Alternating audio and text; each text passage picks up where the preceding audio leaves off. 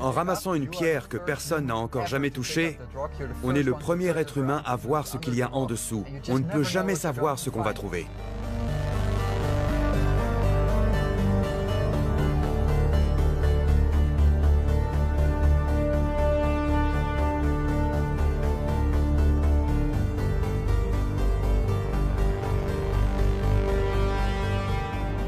Cinq modules de transport, 2 d'habitation, 2 de support de vie et 1 de nourriture et de matériel. En 2022, des hommes et des femmes quitteront enfin la Terre pour arriver sur Mars en avril 2023.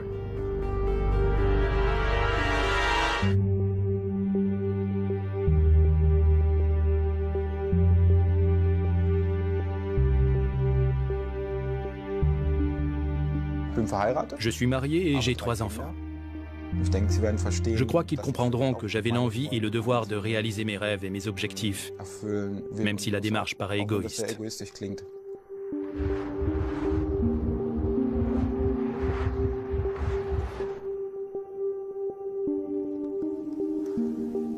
L'ouverture de l'écoutille est le premier pas sur Mars. Je crois que ce sera le moment le plus bouleversant et le plus intense.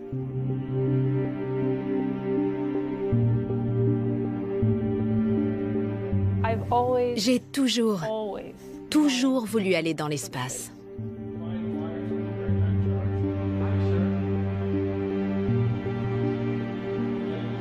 Si on gagne $1 milliard par semaine grâce à une excellente audience mondiale, alors 1 milliard, ce n'est pas une somme énorme. Rien ne pourrait me faire renoncer à saisir cette opportunité.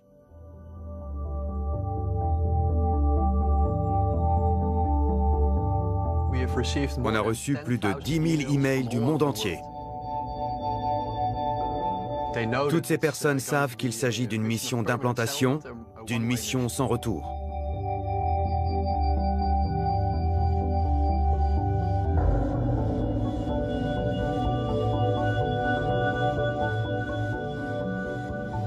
L'accomplissement même d'être parmi les 4 premiers à mettre le premier pas sur Mars, laisser un nom dans l'histoire.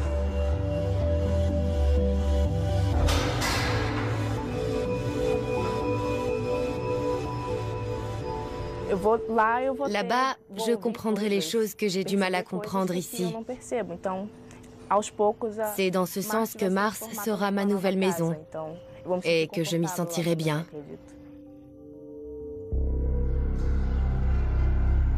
Il ne faut pas se voiler la face. Donnons à l'humanité l'opportunité d'avoir une seconde chance.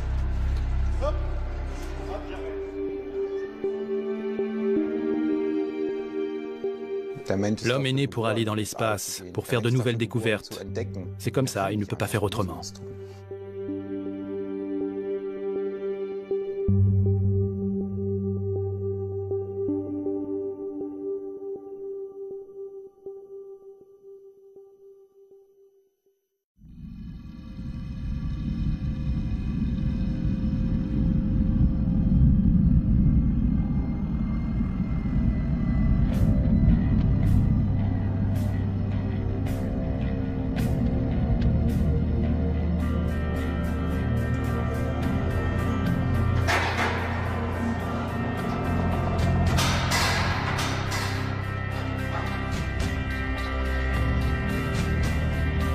En 2023, 4 astronautes atterriront sur Mars pour s'y implanter.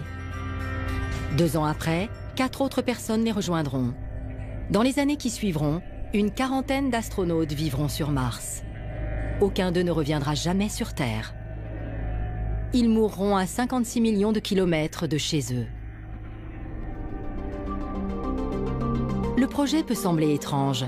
Les scientifiques sont d'ailleurs divisés sur sa faisabilité, mais certains d'entre eux ont une motivation infaillible. Oh oui, absolument. Si j'avais l'opportunité d'aller sur Mars, je n'hésiterais pas une seconde. Avoir la possibilité de découvrir une planète totalement différente de la nôtre, c'est tout simplement incroyable. C'est la chose la plus extraordinaire qu'on puisse faire. C'est fantastique. Et qu'implique un tel projet sur le plan légal ? Aujourd'hui, Nous n'avons pas suffisamment de connaissances pour savoir quelles lois seront appliquées sur Mars, par exemple. Il faut y réfléchir. Quelles lois régiront le cadre de vie de ses habitants et de la planète? La technologie évolue très rapidement.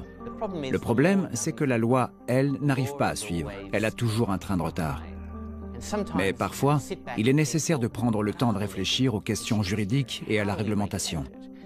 Il s'agit d'un défi tout à fait captivant qui m'intéresse au plus haut point.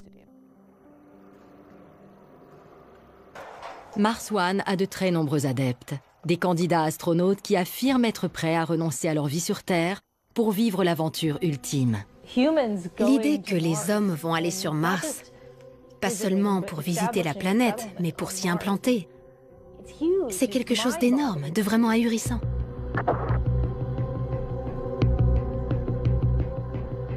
Ce qui caractérise le voyage sur Mars, c'est l'absence de gravité. Et j'ai hâte d'y être. Je suis comme un enfant qui attend Noël. C'est génial. Ensuite, qu'est-ce que je verrai quand on se posera sur Mars? Comment seront les couleurs? Comment sera le ciel? Comment sera-t-il quand il fera nuit? Quel genre de fossiles on va éventuellement trouver quand on commencera à creuser? On découvrira peut-être des créatures fossilisées qui prouveront que la vie existe sur d'autres planètes. Et ce serait une découverte fondamentale. C'est ça qui est passionnant.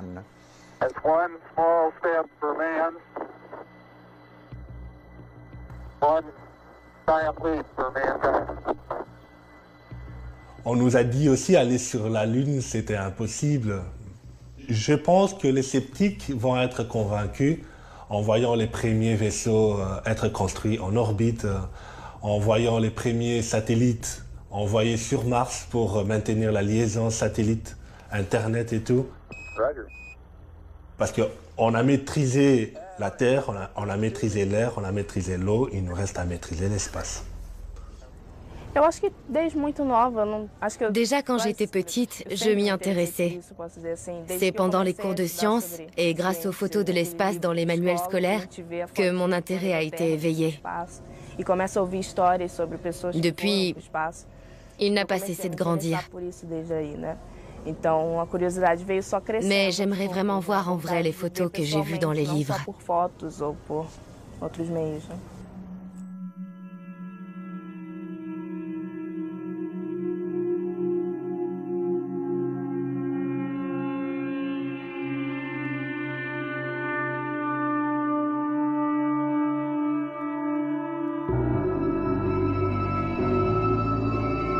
Nous sommes le 31 janvier 2013. Bas Lansdorp, le fondateur du projet Mars One, écrit l'email suivant. Nous aimerions recevoir un commentaire de tous ceux qui pourraient poser leur candidature pour le projet. Nous souhaitons surtout savoir pourquoi vous voulez aller sur Mars. Bas Lansdorp ajoute aussi toutes les adresses des visiteurs du site Mars One et clique sur le bouton « Envoyer ». C'est alors que les réponses commencent à affluer. Nous avons commencé à recevoir des réponses. Au début, on avait 5 à 6 emails par minute. De nombreuses personnes affirment que leur désir d'aller sur Mars est profondément ancré en elles. D'autres déclarent qu'elles souhaitent aider l'humanité à avancer. Des Américains, des Russes, des Brésiliens, des Iraniens, des Égyptiens, des Japonais, des Chinois. C'est-à-dire tout le monde. Nous avons même reçu des candidatures de Syrie, ce qui est assez surprenant compte tenu de la situation dans le pays. Mais même là-bas, on a entendu parler du projet. Quelques personnes l'ont trouvé suffisamment excitant pour nous envoyer un email en nous disant qu'elles souhaitaient aller sur Mars. En quelques semaines, le compteur affiche 10 000. 10 000 personnes semblent déterminées à tout abandonner sur Terre pour aller sur Mars et mourir à 56 millions de kilomètres de chez elles.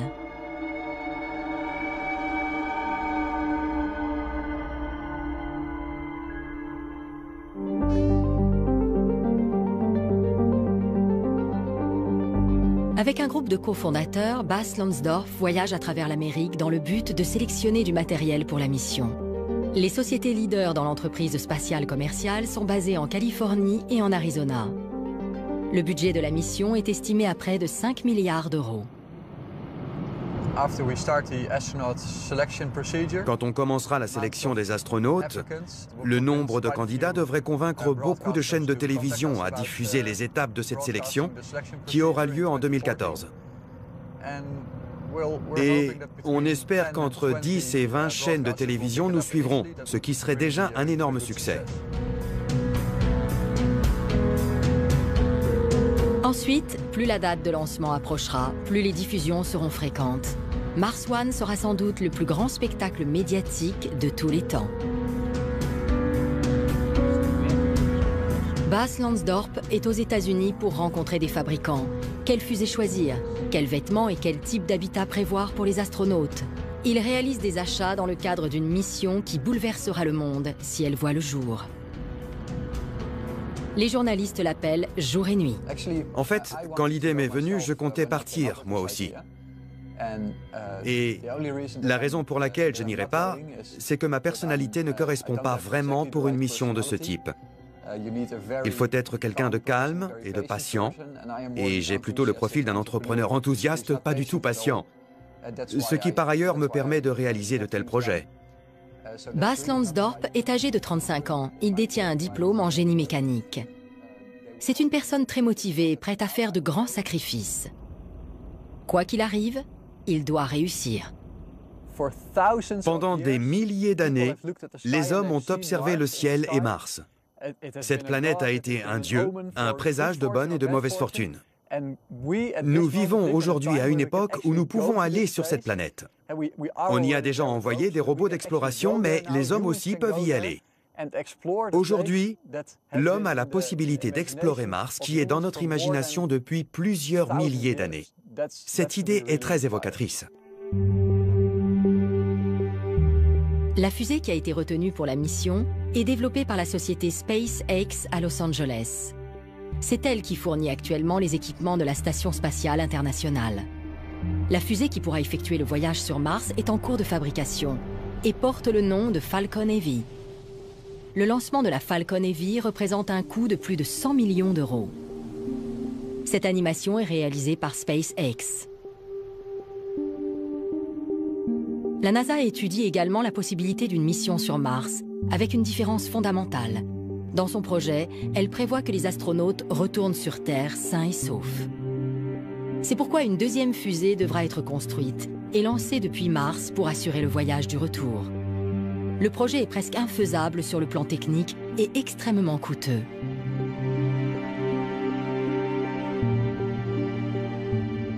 Si nous ne sommes pas encore allés sur Mars, c'est pour la raison suivante. Les agences spatiales ne sont pas disposées à s'engager dans une mission sans retour, c'est-à-dire d'implantation. Et si on n'accepte pas que des hommes et des femmes restent sur Mars, alors le projet est aujourd'hui tout simplement infaisable sur le plan technique. C'est pourquoi Bas Lansdorp a exclu cette composante du projet. Une fois que les astronautes auront atterri, ils resteront sur Mars pour y établir une implantation. Ils ne retourneront jamais sur Terre. D'un point de vue technique, la mission est réalisable. Le projet de Bas Lansdorp est plus simple à exécuter, mais très controversé.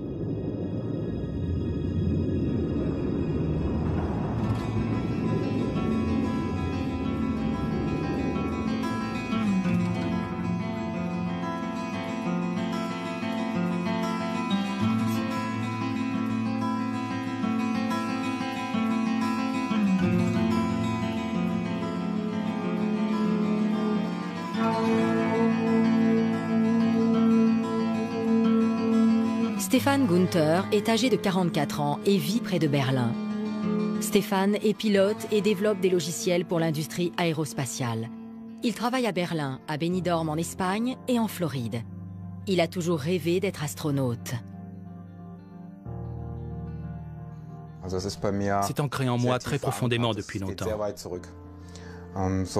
Aussi loin que je me souvienne, j'ai toujours voulu être astronaute et voler dans l'espace. Pour moi, il est clair qu'un jour, ça se produira. J'ai essayé d'orienter ma vie dans cette direction. J'ai envie de découvrir des choses, de vivre de nouvelles expériences. On a tous la même motivation, la curiosité.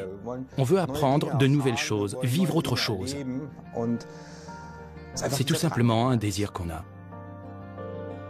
Stéphane est marié et a 3 enfants. Je n'aurais pas été honnête envers moi-même si je n'avais pas été candidat pour cette mission. En voyant les choses de façon positive, ma famille et moi disposons de 10 années pour nous préparer à la séparation. Ce n'est pas donné à tout le monde.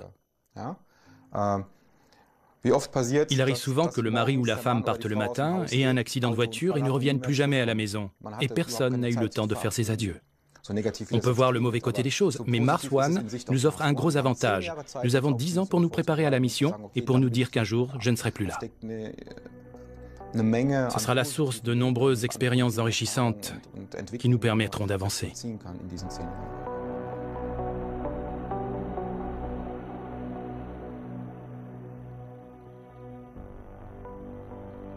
Je crois qu'ils finiront par comprendre. J'essaie d'éduquer mes enfants d'une certaine façon pour qu'ils comprennent que ce qui compte, c'est de vivre ses rêves, d'accomplir ce qui est important pour eux. Je pense qu'ils admettront que moi aussi, j'ai dû et voulu réaliser mes rêves et mes objectifs, même si ça peut sembler égoïste. C'est seulement si je réalise mes rêves et mes objectifs que je pourrai être heureux, que je pourrai me montrer loyal et juste envers les autres. Je ne peux pas passer à côté de ça. La mort est incontournable. Et ce projet l'est aussi pour moi, parce que c'est le rêve et le but de ma vie. Je parle beaucoup de moi, et ça peut sembler égoïste, c'est vrai. Mais chacun doit trouver ses propres objectifs. Mes enfants, ma famille aussi. On doit apprendre à vivre avec, et comme je l'ai dit, c'est une chance de savoir maintenant que ça arrivera. Je le vois comme un plus, pas comme un moins. Nous avons la possibilité pendant les 10 prochaines années de vivre cette mort lente. De façon intense, de la savourer si on peut dire. Oui, je crois qu'on peut dire ça comme ça.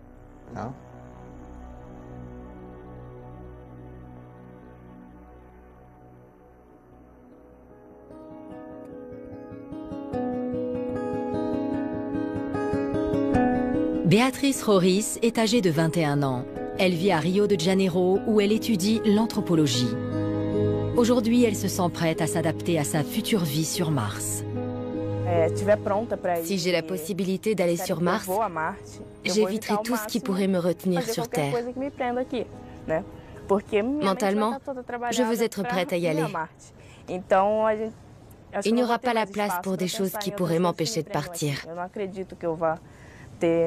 Je ne pense pas que je commencerai une relation avec quelqu'un. Non, je ne crois pas.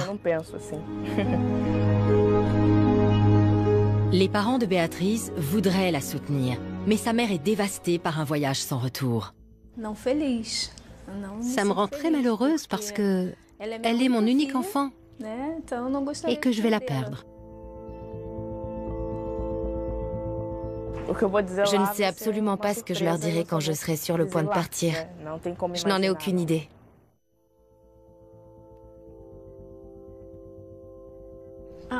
Les derniers mots que je lui dirai bien sûr que je l'aime et que je serai toujours sa mère.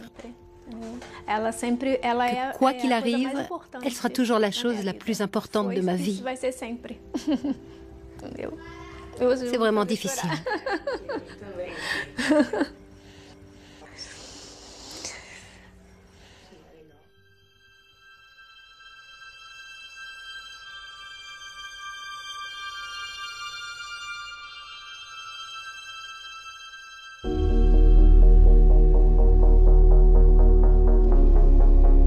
Henri Jacquemin est âgé de 32 ans. Il est d'origine congolaise et vit à Bruxelles. Il est le père de 2 enfants, l'aîné a 5 ans et le plus petit a 2 ans. Ils sont encore trop petits pour qu'Henri leur parle de son projet. Quand tu as un projet de vie que tu vas accomplir, que ce soit pour le bien de l'humanité ou pour ton propre bien, n'est pas sacrifié. C'est donner une richesse que j'aurais jamais pu avoir l'opportunité de donner si j'avais pas eu cette opportunité. C'est vraiment donner, laisser un nom, laisser dans l'histoire des traces, accomplir quelque chose que tout le monde va être content Et imaginez l'exploit même pour un humain d'arriver sur une autre planète. De nombreux astronautes se comparent aux explorateurs de l'époque des grandes découvertes. Lors de ces expéditions, l'incertitude faisait également partie intégrante de leur mission. Aujourd'hui, Henri s'est rendu dans l'Eurospace Center au sud de la Belgique. Je fais partie d'un projet qui est vraiment à la hauteur scientifique inimaginable. On ne peut qu'être scientifique pour participer à ces projets.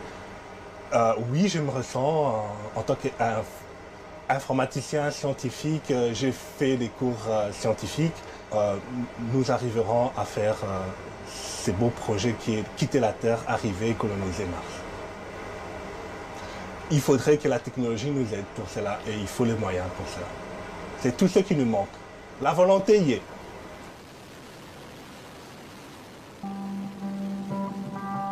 Sarah Director est âgée de 24 ans et vit à Philadelphie. En fait, j'ai toujours voulu être astronaute, depuis que j'ai 4 ans. Et durant toute ma vie, ça m'a semblé juste impossible. Je veux dire que c'est très difficile de devenir astronaute, parce qu'il y a très peu d'élus. D'une certaine façon, l'idée est restée dans un coin de ma tête, c'est-à-dire que si j'avais la chance de devenir astronaute, alors je laisserais tout tomber. L'opportunité ne s'est jamais présentée avant aujourd'hui. Et c'est peut-être une chance, peut-être pas, mais je dois essayer. Sarah a 2 passions, l'art et la science. Elle a un diplôme de biologie. C'est son père qui lui a parlé de l'existence du projet Mars One. On a toujours encouragé Sarah à faire des choix. Vous savez, de réfléchir au comment et au pourquoi. Le projet ne se fera peut-être pas dans 10 ans. Il peut prendre du retard. 10 années est un délai extrêmement court. Mais s'il voyait le jour dans 15 ans ou dans 20 ans, je trouverai toujours l'idée fantastique. Et je trouve que l'approche est bonne. Il ne s'agit pas de faire une mission inutilement difficile, d'envoyer et de ramener des astronautes, non. On peut aussi faire les choses différemment, sans les contraintes habituelles. Ma mère a un ami au travail. Elle raconte à tout le monde que j'espère aller sur Mars un jour. Et cet ami de ma mère collectionne les éclats de météorites. Il en avait une qui venait soi-disant de Mars. Je suppose qu'ils ont analysé la composition chimique. Je ne sais pas comment ils font pour identifier les météorites. Toujours est-il qu'il m'a donné celle qui venait de Mars. Ce qui serait assez drôle, si un jour je pars vraiment sur Mars, ce serait de l'emporter avec moi, pour la ramener chez elle, cette toute petite pierre. Ça, je l'emporterai. Autre chose que je voudrais absolument avoir est un album, avec les photos de toutes les personnes à qui je dirai au revoir. À part ça, je ne vois pas ce que je pourrais emporter d'autre. Peut-être des souvenirs de mon enfance. Mais j'ai l'impression que la différence entre la vie d'ici et la vie sur Mars, dans un habitat clos, est tellement énorme qu'elle est impossible à combler par des objets. Je pense que je pourrais rapporter sur Mars tous les objets de la Terre. Je ne me sentirais pas pour autant comme à la maison, comme si c'était ma maison. En fait, il faudra que j'invente un nouveau chez moi, une nouvelle maison. C'est pourquoi je ne pense pas emporter beaucoup d'objets. Si aujourd'hui vous aviez 18 ans, que feriez-vous? J'hésiterai pas une seconde. Je serai en première ligne. Mars et la Terre sont en orbite autour du Soleil à des vitesses différentes, comme c'est illustré dans cette animation. Un voyage sur Mars n'est possible que tous les 26 mois, lorsque la distance entre la Terre et Mars est la plus réduite. C'est ce qu'on appelle la fenêtre de lancement. À ce moment-là, la distance est de 56 millions de kilomètres. Passé la fenêtre de lancement, il faudra attendre 26 mois avant un prochain voyage sur Mars.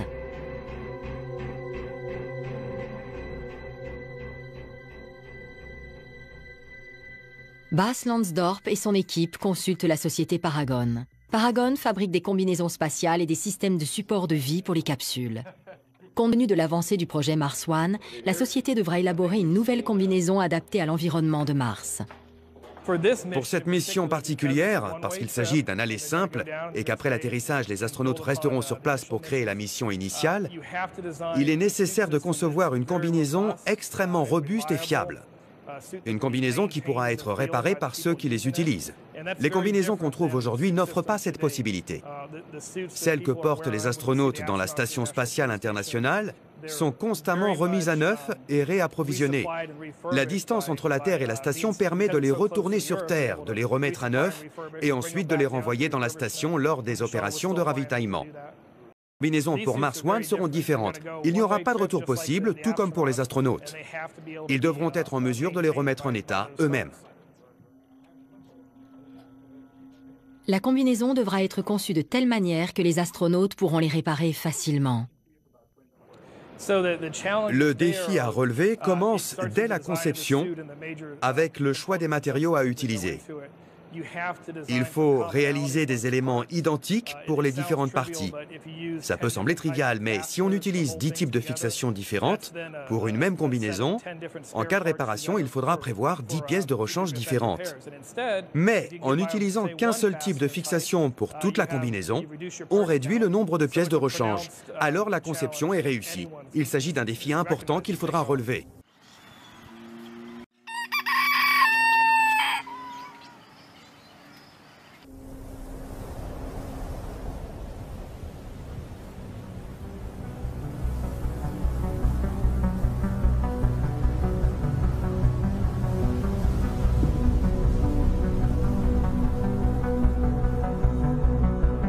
L'idée est que les astronautes cultivent des denrées alimentaires pour être autonomes. Un tel programme a été réalisé ici, à Biosphère 2, en Arizona.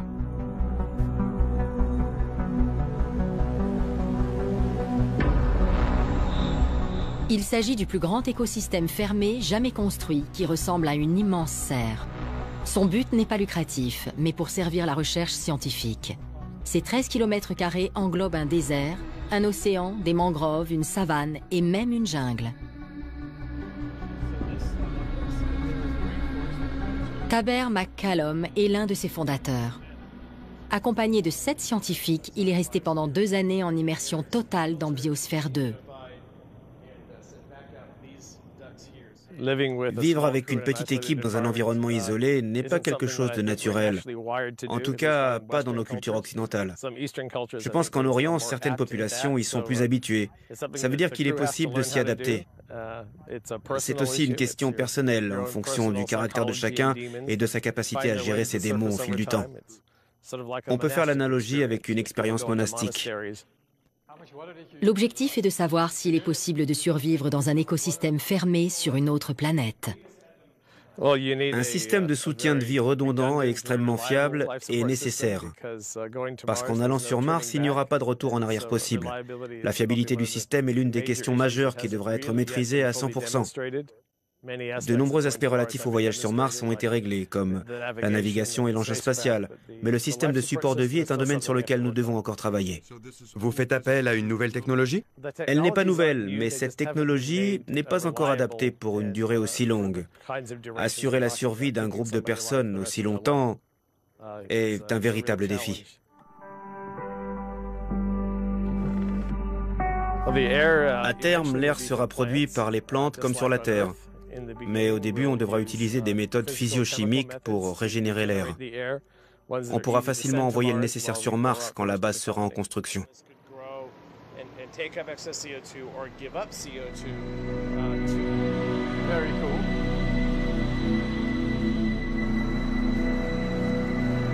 Produire des aliments sur Mars, par exemple, implique qu'il faut de l'énergie.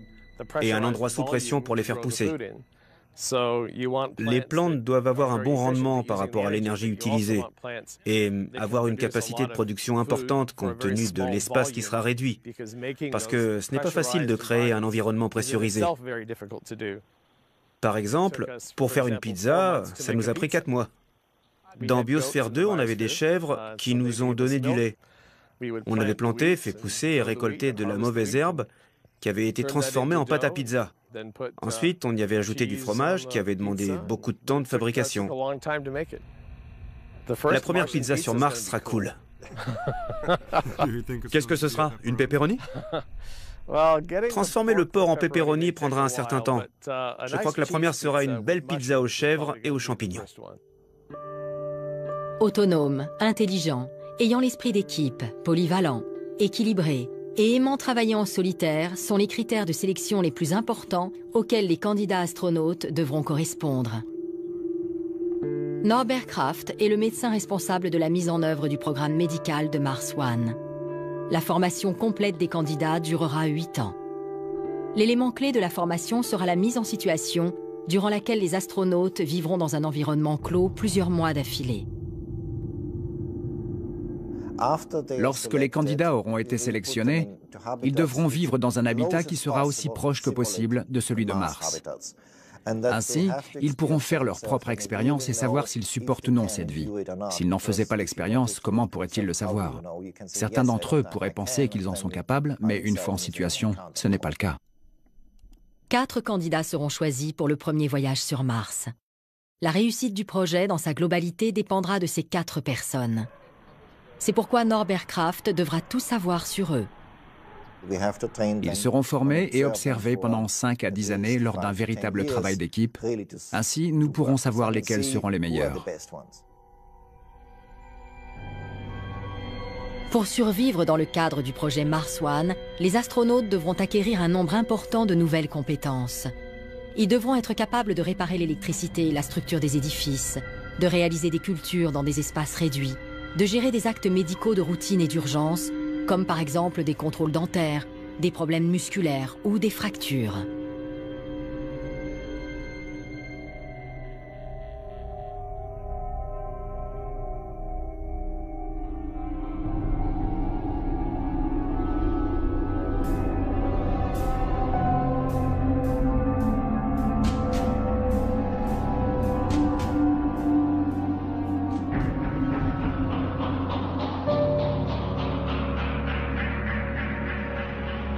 Le sol qu'on trouve sur Lanzarote, qui fait partie des îles Canaries à l'est des côtes d'Afrique, a de nombreuses similitudes avec celui de Mars. Ian Crawford et Hilary Downs, tous deux professeurs en sciences planétaires, se trouvent sur l'île avec leur groupe d'élèves pour étudier le sol. Une mission sur Mars comporte de nombreux dangers. Si le risque que représentent les radiations, la pesanteur et les poussières toxiques de Mars peut être maîtrisé, les 2 scientifiques pensent que la mission a des chances de réussir. Pour autant, ce risque auquel les astronautes seront exposés est-il acceptable? Il y a des radiations et la possibilité d'inhaler des poussières chimiques. En prenant en considération les dangers, on peut trouver un moyen pour réduire les risques autant que possible. Mais vous le savez, le risque zéro n'existe pas. L'un des dangers les plus importants est ce qu'on appelle les éruptions solaires. De temps à autre, le Soleil émet des doses massives de radiation sous forme de gigantesques jets de matière. L'atmosphère qui entoure Mars est si mince que les astronautes ne seront pas en mesure de survivre au rayonnement, sauf s'ils disposent d'une protection adaptée. Selon le professeur Ian Crawford, les tunnels de lave pourraient apporter cette protection. Des photos prises sur Mars montrent que de nombreux tunnels de lave existent. Nous nous trouvons dans le tunnel de lave du Monte Corona sur l'île de Lanzarote. Il s'agit d'un des tunnels les mieux préservés sur Terre. Le tunnel est formé par la coulée de lave qui est descendue du volcan, se trouvant juste derrière nous. La lave s'est refroidie à la surface pour former une sorte de croûte. Mais elle a continué à couler sous la croûte et au fur et à mesure des éruptions, la croûte est devenue plus épaisse grâce aux coulées qu'il y a eu dessus. La lave à l'intérieur a continué à descendre, créant un long tunnel qui est en définitive une immense grotte souterraine. Un tunnel de lave est potentiellement très important pour les astronautes. Grâce à cette structure, ils pourraient y trouver un abri pour échapper à l'environnement hostile qui règne en surface. Ils seraient notamment protégés des rayons cosmiques et des radiations du Soleil et des éruptions solaires. Les rayons cosmiques et éruptions solaires pénètrent seulement dans 1 mètre de roche solide, à peu de choses près. Ici, dans ce tunnel de lave, on a plusieurs mètres de roche au-dessus de nous, et on serait parfaitement protégé des radiations de l'extérieur. Qui plus est, l'environnement thermique y est beaucoup plus stable. Au lieu d'avoir des variations de température extrêmes entre le jour et la nuit, dans un tunnel de lave, elle est constante, ce qui, d'un point de vue technique, est beaucoup plus simple, parce qu'on a à se soucier de la résistance des matériaux qui se dilatent et se contractent en fonction de la température.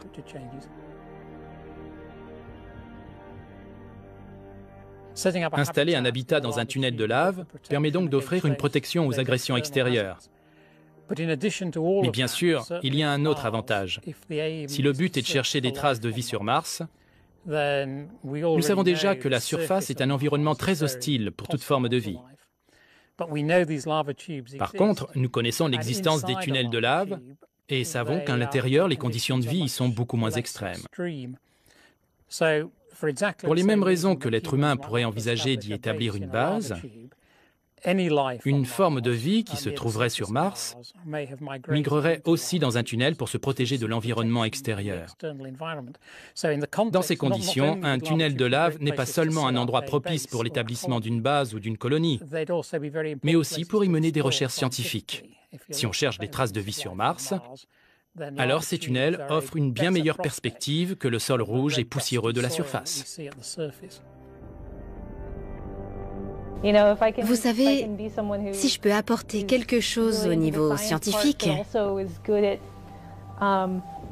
et aussi sur le plan humain, pour empêcher les gens de devenir fous, alors je serai peut-être la première martienne à faire des peintures rupestres dans nos habitations.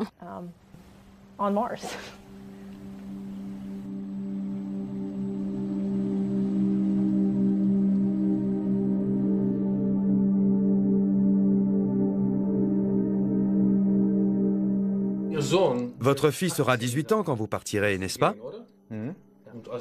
S'il vous disait, par exemple, 1 an ou 3 ans avant le jour fatidique, « S'il te plaît, papa, reste avec nous », que feriez-vous?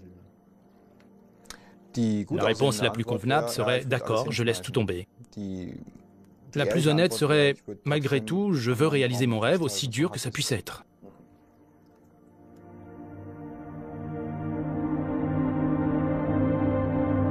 Et si un jour Stéphane regrettait d'être allé sur Mars?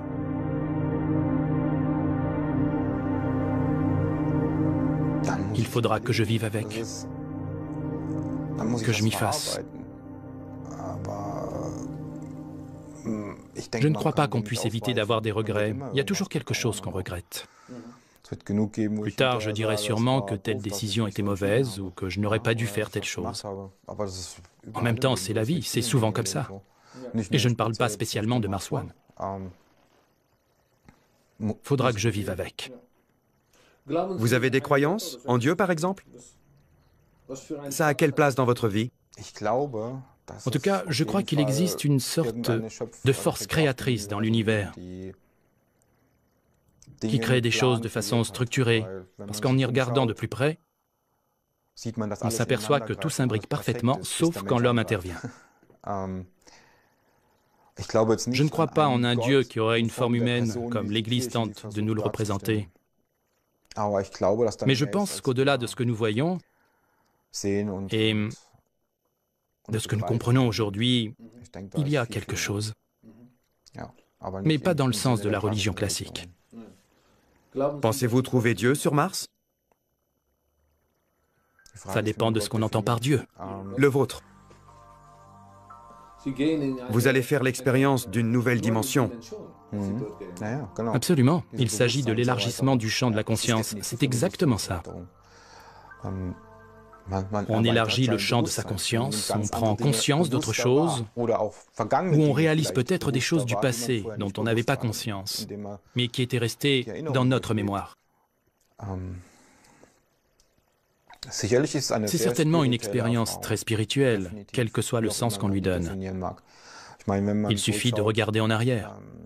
Quand on a interrogé les astronautes du programme Apollo, il y a souvent eu cette réponse, qu'ils avaient énormément progressé sur le plan spirituel, que leur vision de la vie sur Terre, de leur propre vie et de celle par rapport à notre petite planète bleue avait changé, et que tout était si fragile. Et aussi qu'on devrait apprécier et profiter de ce qu'on avait. Ici? Oui, de ce qu'on avait sur Terre. Par exemple, de notre atmosphère qui est tellement mince.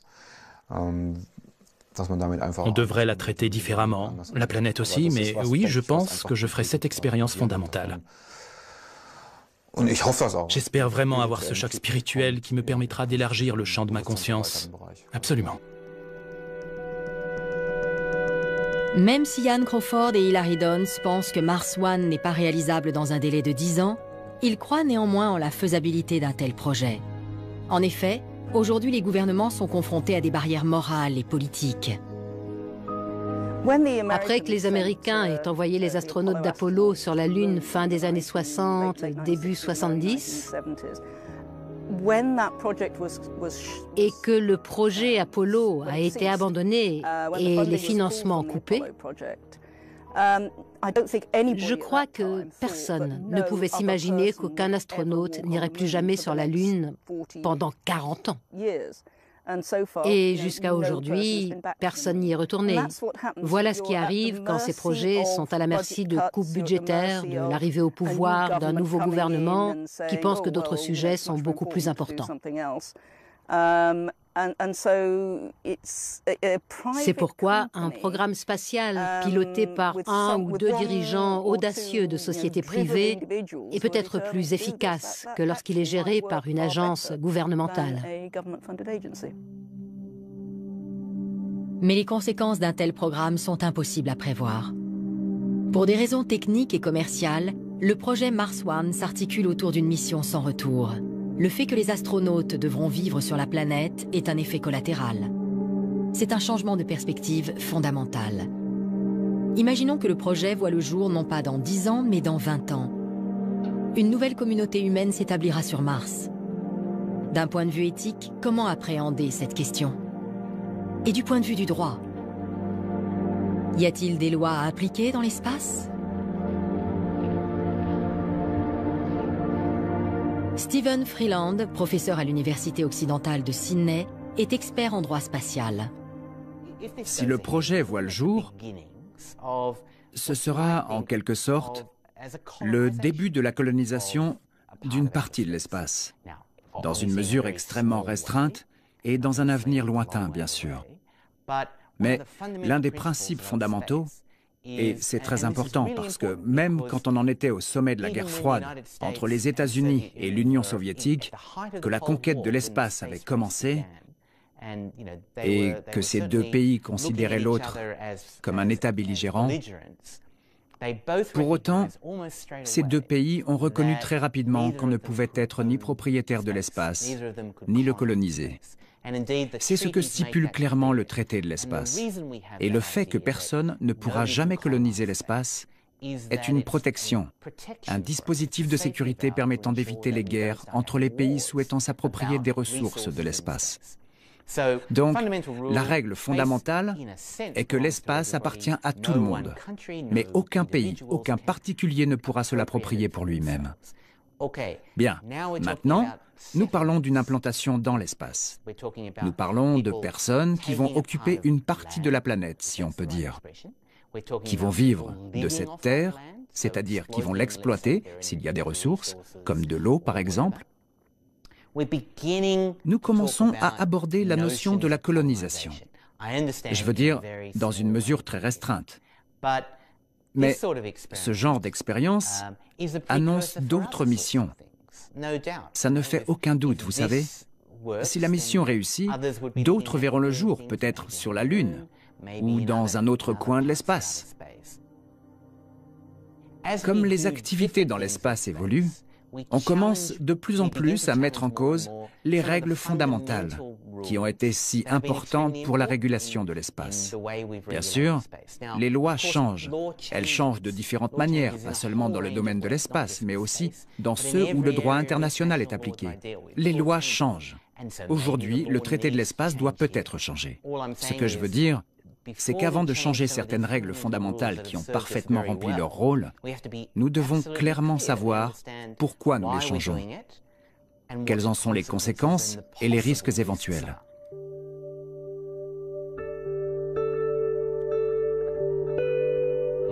Nous devons réfléchir à une loi qui s'applique à ces personnes. Quelles sont les règles juridiques? Quel est leur statut juridique? Le cadre juridique actuel existe pour les astronautes qui se trouvent dans l'appareil et dépend essentiellement du pays qui l'a enregistré. Disons que l'appareil est enregistré par les États-Unis. Les Nations Unies disposent d'un système de registre. C'est donc une loi américaine qui s'appliquera à l'appareil durant son voyage jusque sur Mars. Mais aujourd'hui, le système de registre ne prévoit pas de loi qui s'applique lorsque les astronautes se trouvent sur Mars. C'est pourquoi nous devons élaborer une loi.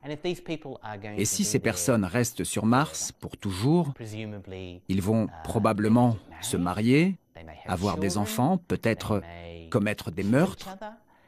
En fait, nous devons comprendre le cadre pour cette loi et nous devons le fixer.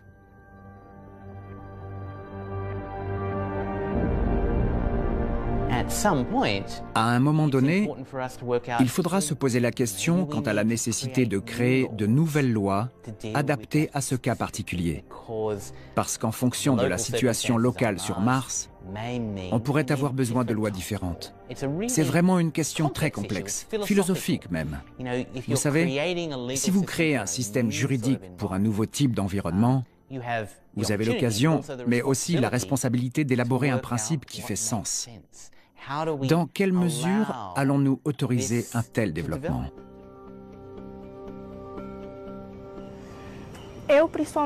Maintenant que j'étudie les sciences sociales, je pense que la construction d'une société humaine est riche en enseignements. Personnellement, j'aimerais participer tout au long de ma vie au développement d'une communauté, d'une société. C'est pourquoi le projet Mars One m'intéresse autant.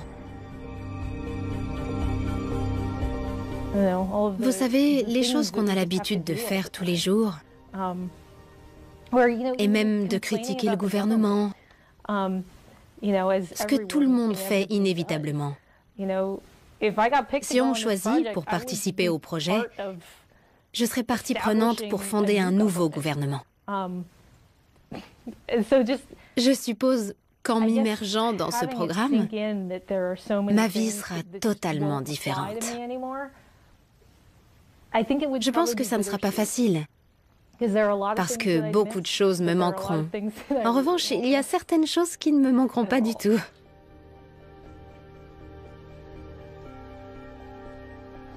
Vous savez, chacun doit choisir sa vie. Ou plutôt, chacun devrait avoir la chance de pouvoir la choisir. La plupart d'entre nous avons dû adopter un plan B. Au départ, on a des projets. Mais la vie fait que des événements vous poussent dans une autre direction. Et on fait avec. Et c'est ainsi qu'on se retrouve à suivre un autre chemin, peu importe lequel. Être capable de vivre la vie qu'on a choisie est quelque chose de merveilleux. On devrait tous pouvoir choisir sa vie. J'espère que ma fille y parviendra. Si c'était le cas, et si elle m'annonçait qu'on lui offrait cette opportunité, à elle ou à quelqu'un d'autre, mais qu'on lui donnait cette possibilité, je dirais, vas-y, fonce. Elle réussirait quelque chose dont j'ai toujours rêvé.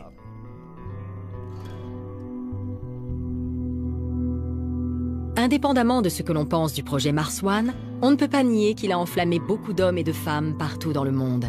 Le nombre de candidats est extraordinaire. On a reçu plus de 78 000 candidatures. C'est vraiment incroyable. En parler aujourd'hui, c'est facile. Mais comment ce sera 2 heures avant le décollage? Ça, c'est autre chose. Quand on sera devant la fusée et qu'il faudra dire adieu,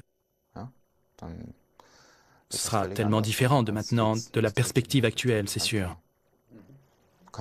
C'est difficile d'y penser? Aujourd'hui, non. À cause des 10 années d'intervalle, de la distance de sécurité, la safe distance. Mais plus elle sera réduite, plus il sera peut-être difficile d'y penser, ça c'est clair. Aujourd'hui, la distance me protège encore. C'est sûr. Si on me donnait l'opportunité d'aller sur Mars, je serais prête à mourir là-bas. Parce qu'en tant que scientifique, je vivrais une expérience absolument inouïe. C'est tout simplement incroyable de penser qu'on peut aller sur Mars et y travailler. Et puis si on n'en vient pas, alors tant pis. C'est la vie.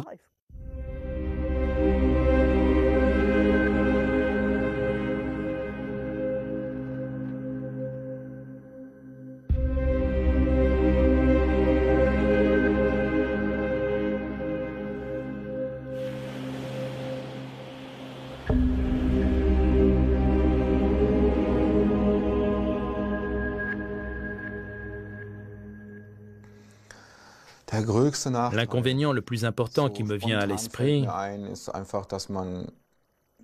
c'est que je ne pourrai plus profiter de la nature sur Terre. Il n'y aura plus cet air pur. La neige, les plantes, bien qu'il y en aura dans la serre.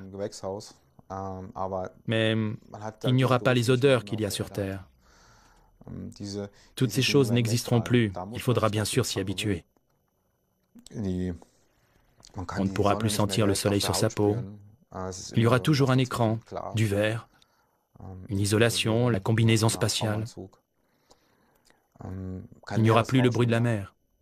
Je ne pourrai plus marcher pieds nus dans l'eau. Ça n'existera plus. Je pense que c'est ce qui nous manquera le plus. Ce lien avec la nature qu'on avait sur Terre, parce qu'on sera vraiment plongé dans un environnement artificiel. À mon avis, c'est l'inconvénient majeur. Il faut être capable de se concentrer sur les choses qui nous enrichissent, pas sur celles qu'on perd. Les nouvelles impressions, les nouvelles connaissances, les émotions, les couleurs, les progrès scientifiques qu'on fera grâce à cette mission, les traces qu'on laissera derrière nous. Je pense que c'est aussi un point très important. Il s'agit d'un aspect dont on n'a pas encore parlé, mais qui est très important pour moi. Quand je quitterai, non pas cette planète, non mais je dois changer ma façon de penser. Quand ma vie s'arrêtera, le jour où ma vie prendra fin, je voudrais laisser une trace derrière moi. C'est aussi un point très important. On n'en a pas encore parlé. Je dirais que c'est quelque chose qui me fait avancer.